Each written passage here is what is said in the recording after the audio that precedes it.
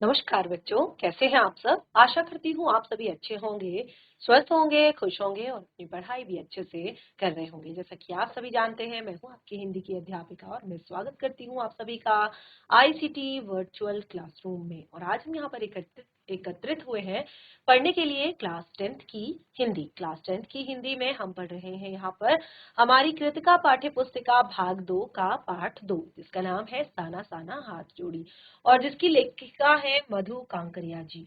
तो देख सकते हैं आप यहाँ पर मधु कांकरिया जी द्वारा लिखा गया ये सुंदर सा यात्रा वृतांत हम यहाँ पर पढ़ रहे हैं, जिसमें उन्होंने अपनी गैंगटॉक यानी कि सिक्किम की जो यात्रा है, वहां से गैंगटॉक से युमथांग, युमथांग से जो कंचनजंगा पर्वत और वहां से उन्होंने किस तरह से कटाव और बाकी जगह जाने का उन्होंने निर्णय लिया। और उसके बाद उन्होंने ये पूरी जगह जाते वक्त जो यात्रा थी, पूरा रास्ता जो था, उसकी एक एक चीज उन्होंने यहाँ पर बताई कि किस तरह का अनुभव उन्हें हुआ वहां पर यात्रा के दौरान, किस तरह की चीजें उन्होंने देखी और क्या क्या चीजें उन्होंने फील की।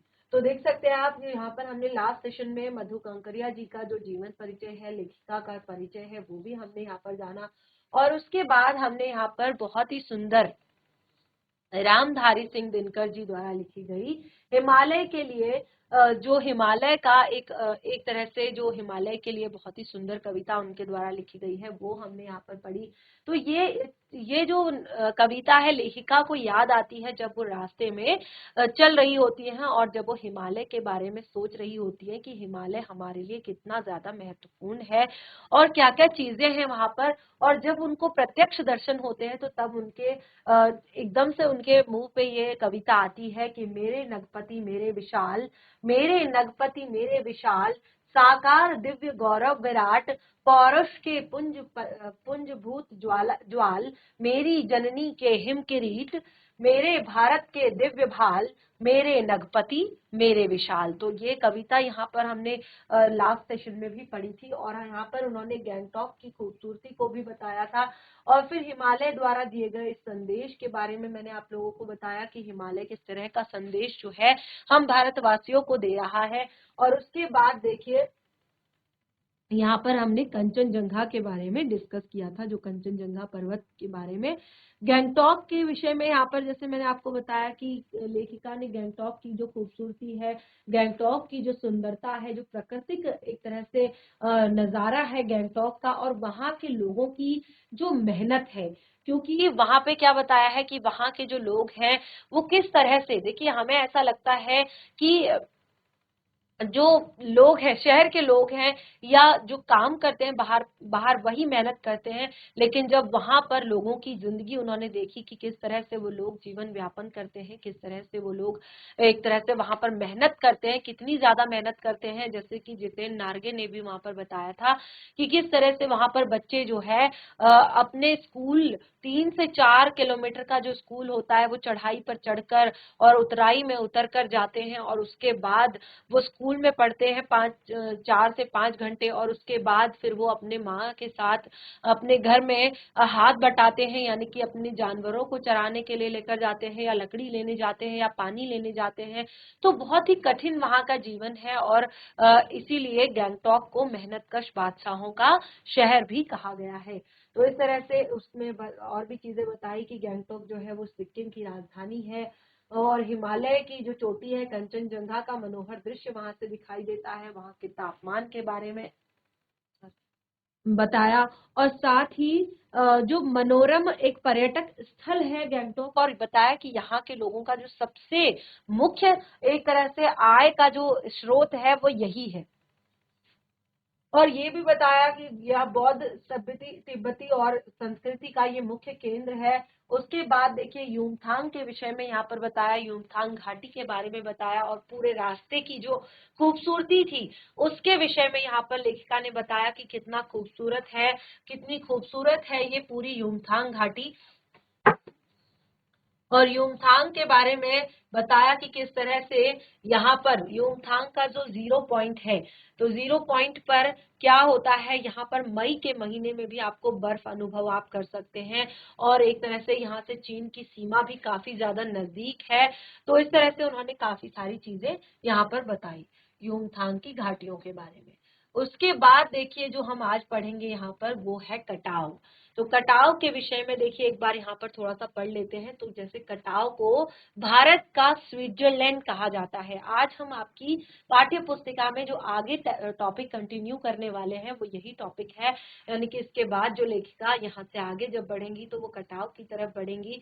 तो कटाव को ही भारत का स्विट्जरलैंड कहा जाता है और कटाव की सुंदरता असीम है, यानी कि कोई सीमा नहीं है कटाव की सुंदरता की। बहुत ही ज्यादा खूबसूरत, बहुत ही ज्यादा सुंदर आप देख सकते हैं। कुछ इस तरह के दृश्य वहां पर है, कुछ इस तरह के पेड़ पौधे वहां पर हैं और देखिए सुंदर सा नीला आसमान और ऊपर बर्फ की चादर से ढकी हुई चोटियां।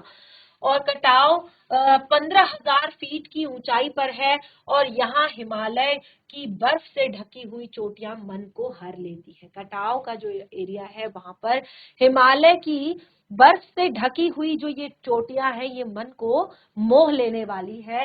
यह स्थान चीन सीमा से बहुत ज्यादा नजदीक है। जो चीन की सीमा है उससे ये स्थान बहुत ज्यादा नजदीक है। तो देखिए कटाव के विषय में हमने यहाँ पर जो चीजें पढ़ी है उसमें सबसे मेन है कि कटाव को भारत का स्विट्जरलैंड कहा जाता है और दूसरा यहाँ पर कटाव जो है वो समुद्र तल से 15,000 फीट की ऊंचाई पर है। तो ये चीज आपको यहाँ पर याद रखने वाली है।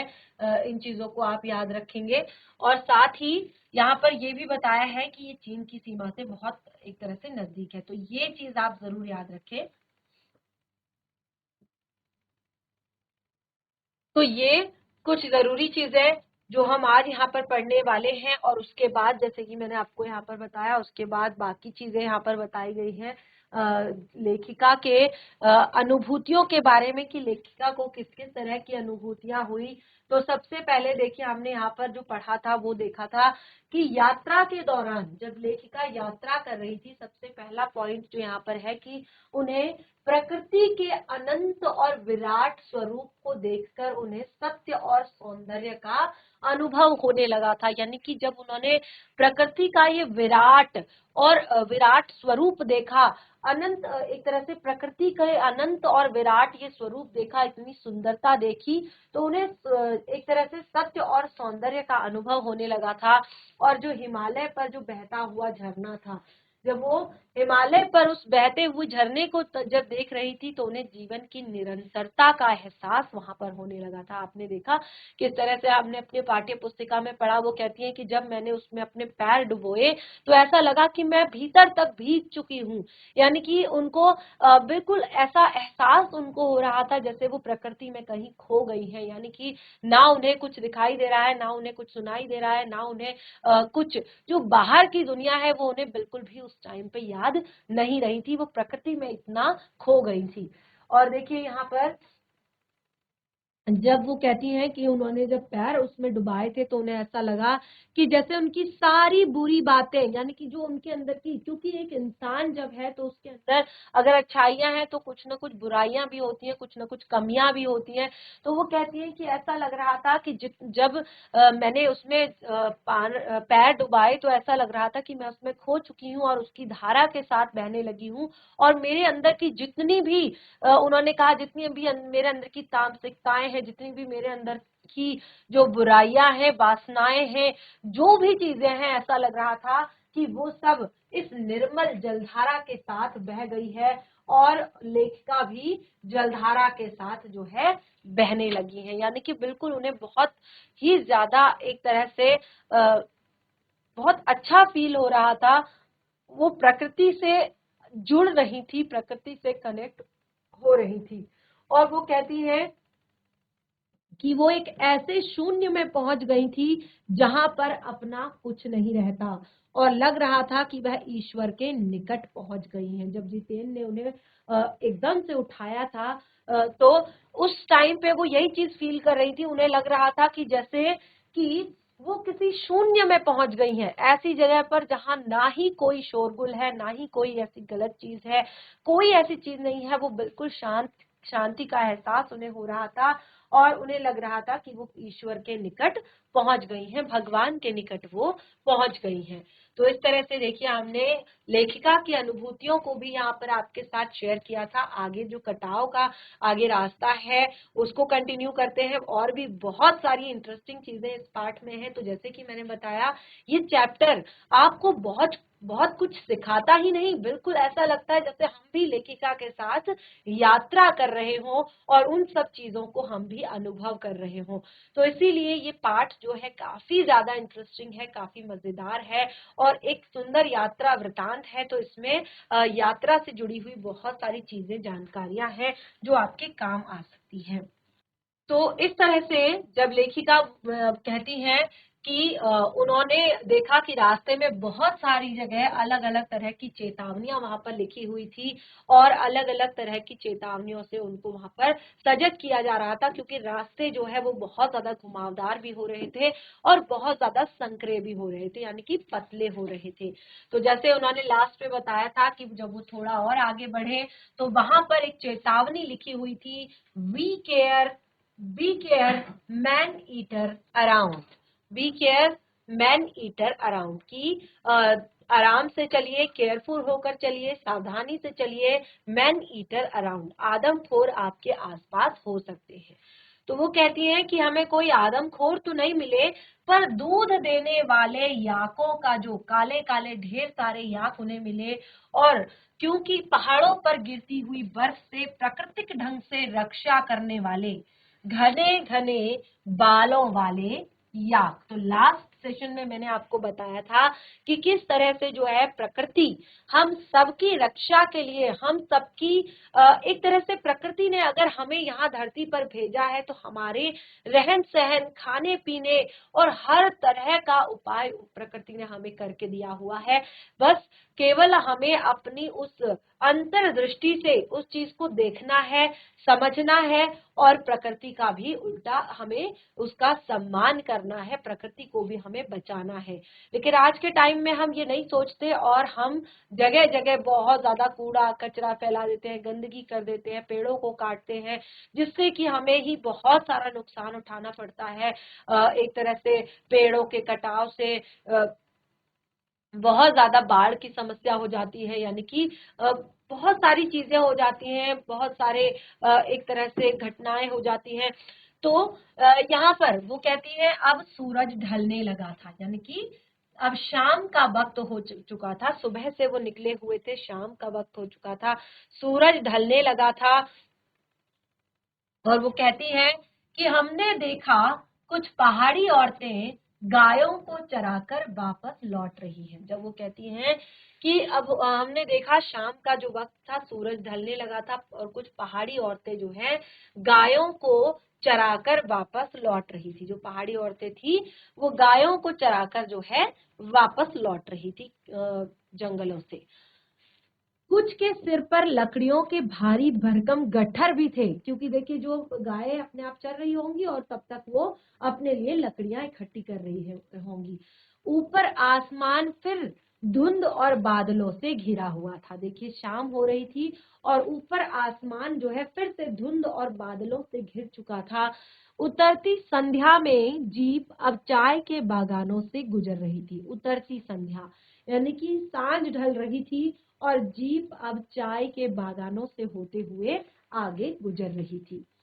फिर एक दृश्य ने मुझे खींचा। लेखिका कहती हैं कि अभी शाम का समय था, कुछ जो पहाड़ने थी वो जंगलों से अपने गायों को चराकर वापस लौट रही थी। कुछ एक के सिर पर लकड़ी के बड़े बड़े गट्ठर थे और अब जीप जब चाय बागानों से गुजर रही थी तो एक दृश्य ने फिर उनका मन वहां पर मोह लिया।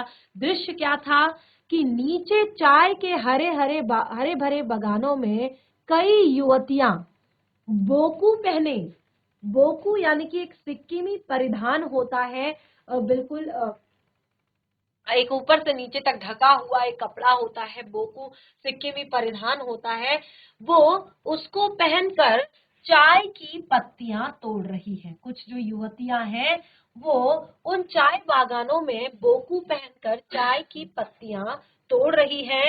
नदी की तरह उफान लेता उनका यौवन, नदी की तरह उफान लेता उनका यौवन और श्रम से दमकता उनका गुलाबी चेहरा।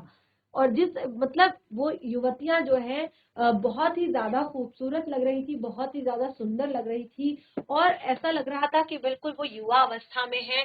और जितना वो मेहनत कर रही थी, जितना वो परिश्रम कर रही थी, उससे उनका चेहरा जो है बिल्कुल गुलाबी लाल हुआ था। और वो कहती है, एक युवती ने तो चटक लाल रंग का बोकू पहन रखा था। एक उनमें से एक युवती थी जिसने चटक लाल रंग का बोकू पहना हुआ था। और वो कहती हैं, उस सघन हरियाली के बीच चटक लाल रंग डूबते सूर्य की स्वर्णिम और सात्विक आभा में कुछ इस कदर इंद्रधनुषी छटा बिखेर रहा था। वो कहती है कि मैं मंत्र मुग्ध सी चीख पड़ी। तो एक तरह से होता है ना, जब हम किसी भी बहुत ज्यादा खूबसूरत चीज को देख लेते हैं या कोई भी बहुत ज्यादा खूबसूरत नजारा जब हम देख लेते हैं, तो तुरंत हमारे मुख से निकलता है वाओ, बहुत ही सुंदर, सुंदर, ब्यूटीफुल। कहते हैं ना, हम किसी भी सुंदर नजारे को देखकर, जब हमें कोई भी सुंदर नजारा इस तरह से दिख जाता है, तो लेखिका कहती है कि इतना सुंदर वो दृश्य था कि हरे हरे खेत, चाय के बागान, उन पर कुछ युवतियां जो कि बिल्कुल युवा अवस्था में थी, और उनमें से एक जो युवती थी उसने बिल्कुल लाल रंग का बोकू पहना हुआ था। और वो जो लाल रंग का बोकू था वो हरे भरे हरियाली के बीच, क्योंकि आपने चाय के बागान जरूर देखे होंगे, आप उन्हें देखेंगे बहुत ही सुंदर कतार में वो लगे होते हैं, और उसमें इस तरह की हरियाली में चटक लाल रंग ऐसा लग रहा था जैसे डूबते सूरज की स्वर्णिम और सात्विक आभा में कुछ इस तरह से इंद्रधनुषी रंग बिखेर रहा था कि मैं मंत्र मुग्ध सी चीख पड़ी। जैसे कहते हैं ना, वाओ, ब्यूटीफुल, बहुत सुंदर। तो वो कहती है, मेरे मन से, मेरे मुख से एकदम आवाज निकली और मैं चीख पड़ी, क्योंकि इतना अधिक सौंदर्य मेरे लिए असह्य था। यानी कि देखिए, हमारे मुख से कब निकलता है, देखिए जब पेन होता है, कोई सुई हमें चुभती है, तब भी हम जोर से चिल्लाते हैं, क्योंकि वो हमारे लिए असह्य होता है। अब कभी हल्की सी चोट लग जाती है तो भी हमारे मुंह से निकल जाता है, लेकिन धीरे से निकलता है आवाज। लेकिन और कई बार हम सहन कर लेते हैं, लेकिन जब बहुत जोर से पैर में कुछ चुभ जाए या हाथ में लग जाए तो हम जोर से चीख पड़ते हैं, तो क्योंकि वो असह्य होता है।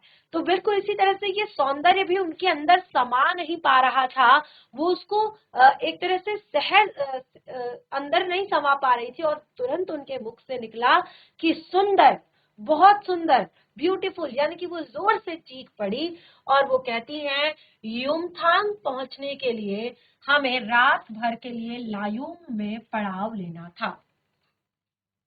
अब देखिए, क्योंकि युमथांग जो है उन गैंगटॉक से लगभग, जो यहाँ पर हमने बताया कि 150 किलोमीटर की दूरी पर लगभग था, तो वो कहती है कि वो वहां से अब उन्हें युमथांग पहुंचने के लिए रात भर लायुंग में, क्योंकि पहाड़ी जो रास्ते होते हैं वहां रात के समय पर गाड़ी चलाना एक तरह से बिल्कुल बैन होता है, क्योंकि बहुत ही ज्यादा, आपको पता है कितने ज्यादा मोड़ होते हैं, कितनी सारी चीजें होती, तो रात के समय पे वहां गाड़ी चलाना अलाउड नहीं होता, और कोई चलाता भी नहीं है, क्योंकि बहुत ही, जैसे मैंने कहा कि रास्ते बहुत ज्यादा संकरे होते हैं, और फिर ऊपर से जानवरों का भी डर होता है, तो बहुत ही खतरनाक हो सकता है।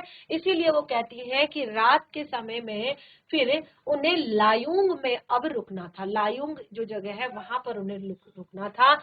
वो कहती है कि गगनचुंबी पहाड़ों के तल में सांस लेती एक नन्ही सी शांत बस्ती है लायुंग। गगनचुंबी पहाड़ों के बीच में, गगनचुंबी यानी कि जो आसमान छूते हुए जो पहाड़ हैं, इतने बड़े बड़े जो पहाड़ हैं, वहां की तल में, वहां की तलहटी में सांस लेती एक नन्ही सी बस्ती, एक छोटी सी बस्ती है लायुंग। तो वो कहती है, सारी दौड़ धूप और जिंदगी, दूर जिंदगी जहां निश्चिंत सो रही है, यानी कि शहर की दौड़ भाग से, चिंता से, परेशानी से, टेंशन से दूर जहां जिंदगी निश्चिंत होकर सो रही है। अब देखिए, वहां का स्ट्रगल तो वहां उन्हें करना ही है, लेकिन जो एक होता है ना शहर का शोर शराबा और पॉल्यूशन और बहुत सारी चीजें, इस चीज से वो जगह बिल्कुल कटी हुई है, बिल्कुल शांत है और ऐसा लगता है कि कोई टेंशन ही नहीं है, कोई प्रॉब्लम ही नहीं है जीवन में, कोई ऐसा लगता है कुछ दिक्कत ही नहीं है। लेकिन क्योंकि वो लोग वहां पर रहते हैं तो उन्हें पता है कि वो किस तरह से स्ट्रगल करके वहां पर रहते हैं, कैसे वो सर्दियों में वहां पर समय बिताते हैं, कैसे गर्मियों का समय बिताते हैं, क्या वहां का रहन सहन खान पान किस तरह का है।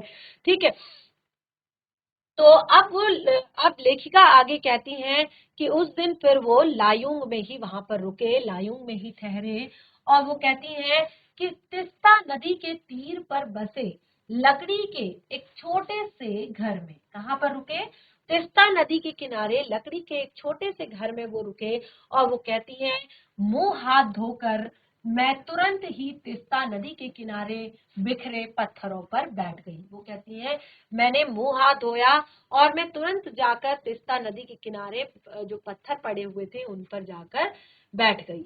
वो कहती हैं सामने बहुत ऊपर से बहता झरना और नीचे कलकल बहती तिस्ता नदी में मिल रहा था, और सामने से जो कलकल बहता हुआ झरना है वो नीचे तिस्ता नदी में जाकर मिल रहा था। और वो कहती है मध्यम मध्यम मध्यम मध्यम यानी कि बहुत धीमे धीमे धीमे धीमे हवा बह रही थी, पेड़ पौधे झूम रहे थे, पेड़ पौधे जो है झूम रहे थे, गहरे बादलों की परत ने चांद को ढक रखा था, और बादल बिल्कुल घने थे, गहरे थे और गहरे बादलों की परत ने चांद को ढका हुआ था। बाहर परिंदे और लोग अपने घरों को लौट रहे थे, जो परिंदे यानी कि पक्षी जो हैं वो, और साथ ही जितने गांव के लोग हैं, उस बस्ती के जो लोग हैं वो अपने अपने घरों को लौट रहे थे, क्योंकि दिन भर वो भी काम करते हैं, थोड़ी बहुत खेती बाड़ी करते हैं, पत्थर लेकर आते हैं, लकड़ी लेकर आते हैं, पानी लेकर आते हैं, गाय भैंसों को चरा कर आते हैं, घास लेकर आते हैं, तो उनका भी बहुत ज्यादा स्ट्रगल है वहां पर। तो वो कहती हैं वातावरण में अद्भुत शांति थी, लेकिन वहां का जो वातावरण था उसमें एक अद्भुत शांति थी, एक अद्भुत एक तरह से कह सकते हैं कि बहुत ही ज्यादा शांत वो जगह थी, बहुत ही ज्यादा अध्यात्म के लिए, यानी कि एक अगर मेडिटेशन वहां पर करना चाहे, ध्यान वहां पर लगाना चाहे तो बहुत ही सुंदर वो जगह थी। और वो कहती हैं मंदिर की घंटियों सी, घुंघरुओं के झुंझुनाहट सी, आंखें अनायास ही भर आई। और इतनी ज्यादा शांति, इतना ज्यादा ऐसा लगता है ना कि जब जब कभी ऐसा लगता है कि बहुत सुकून यहाँ पर मिल रहा है, बहुत शांति यहाँ पर मिल रही है, तो वो सुख के जो आंसू होते हैं एक तरह से वो भी कभी कभी निकल आते हैं। तो वो कहते हैं जिस तरह से मंदिर की घंटियां बजती है, जिस तरह से घुंघरू रुनझुन करके बजते हैं, तो उस तरह से वो कहती है कि आंखों में अनायास ही आंसू आ गए।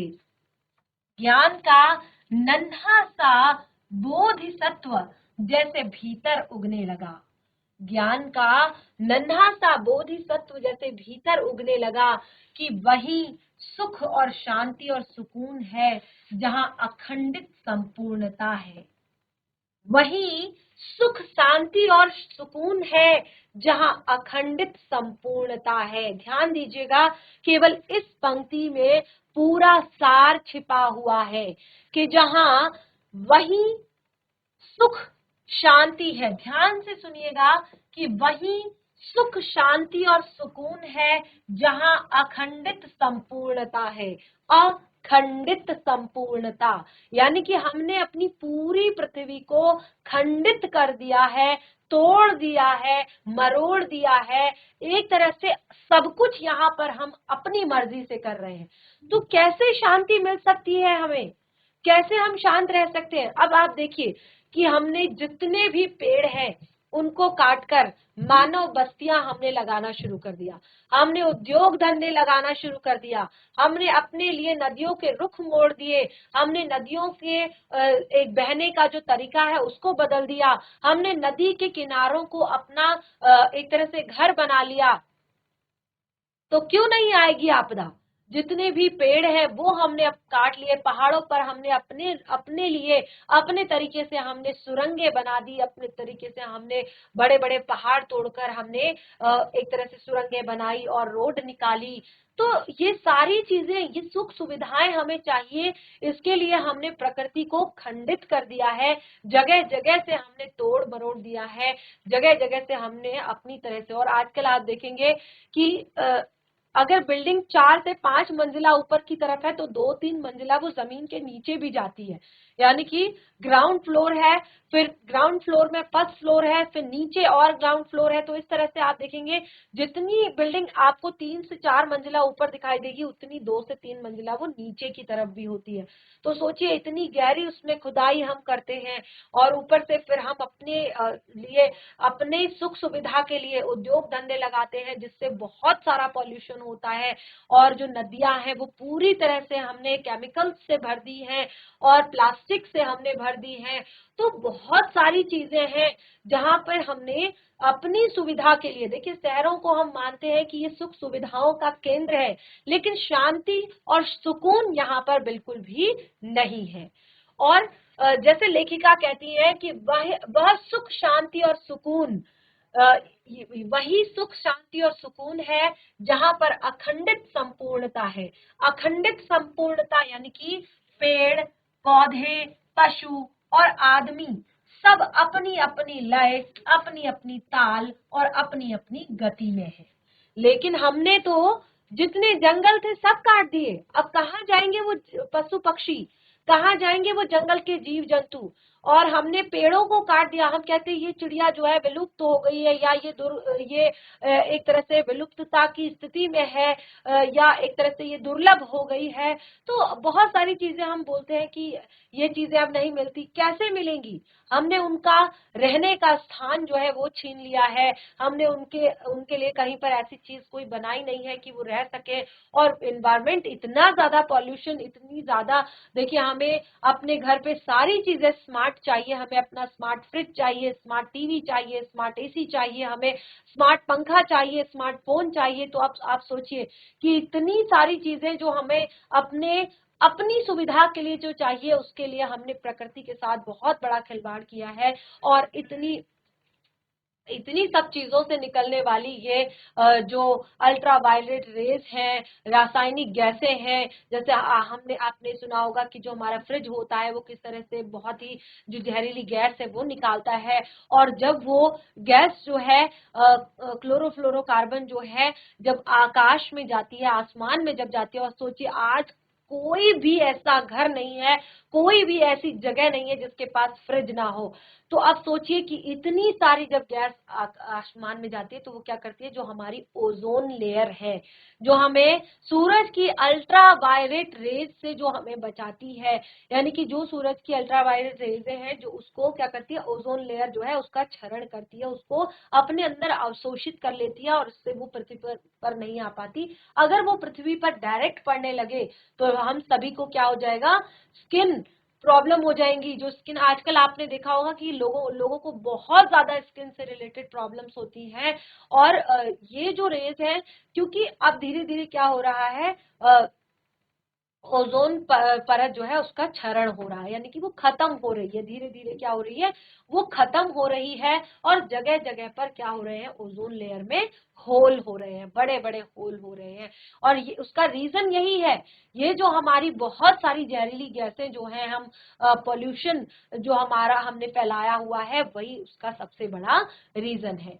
तो देखिए किस तरह से यहाँ पर ना हमारे बच्चों के लिए अब हमने कोई खेलने की, अब देखिए आप देखेंगे पहले के टाइम पे बच्चे जो है बहुत सारे आउटडोर गेम्स खेला करते थे, क्योंकि उनके पास खेलने की जगह हुआ करती थी, उनके पास बहुत बड़े बड़े मैदान हुआ करते थे, वो बाहर जाकर खेलते थे।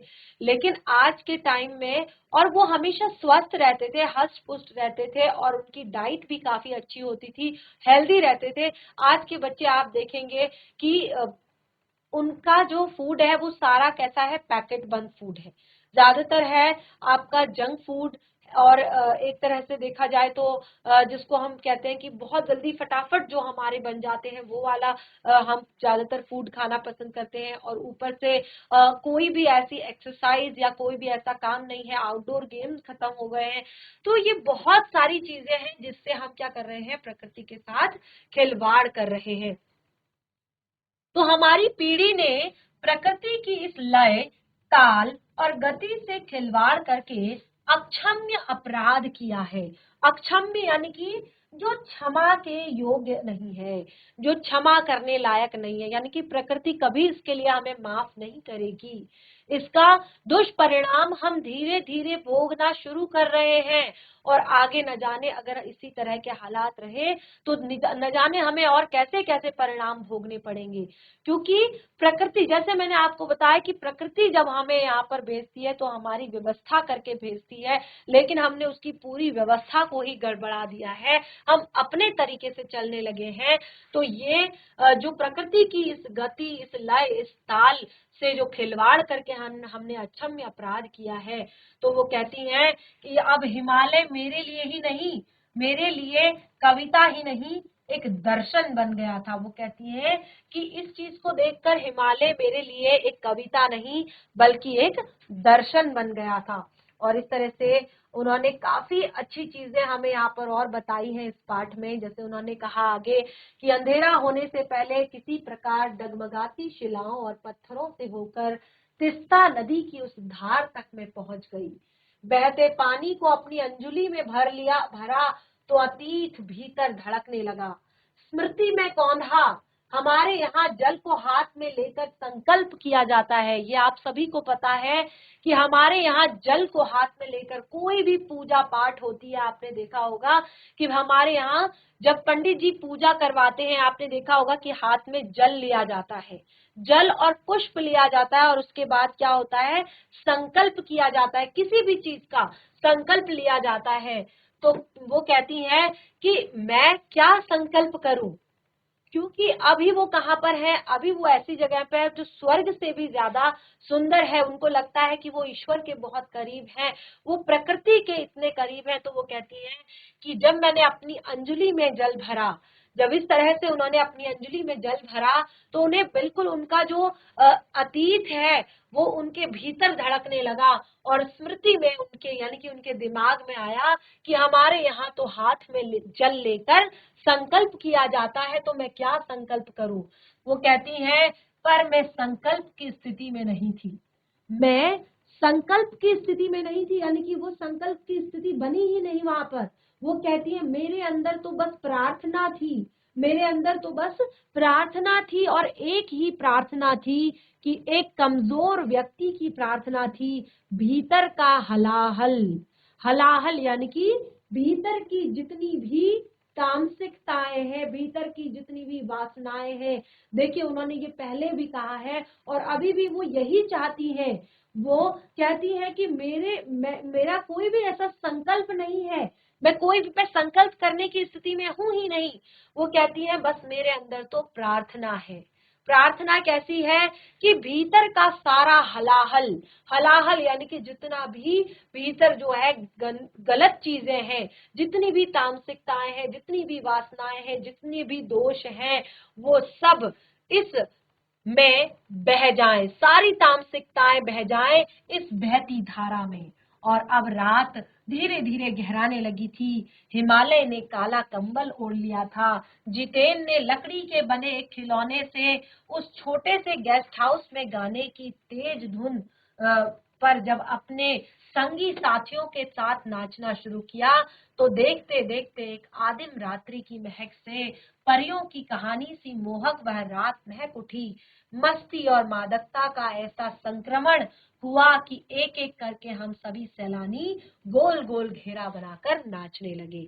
तो ये बहुत ही सुंदर जो है उनकी यात्रा थी। और जैसे कि मैंने आपको बताया अभी वो युमथांग नहीं पहुंची है, तो युमथांग में भी उन्हें काफी सारे अच्छे अनुभव यहाँ पर होने हैं, जिसके विषय में हम नेक्स्ट सेशन में डिस्कस करेंगे। उसके बाद भी बहुत लंबी ये यात्रा है जिसमें कटाव भी आगे जाना है, युमथांग के 0 पॉइंट को भी छूना है। तो आप बने रहिए इसी तरह से हमारी इस सुंदर सी यात्रा के साथ, और इस टॉपिक को हम कंटिन्यू करेंगे अपने नेक्स्ट सेशन में। तब तक के लिए धन्यवाद। आपका दिन शुभ हो।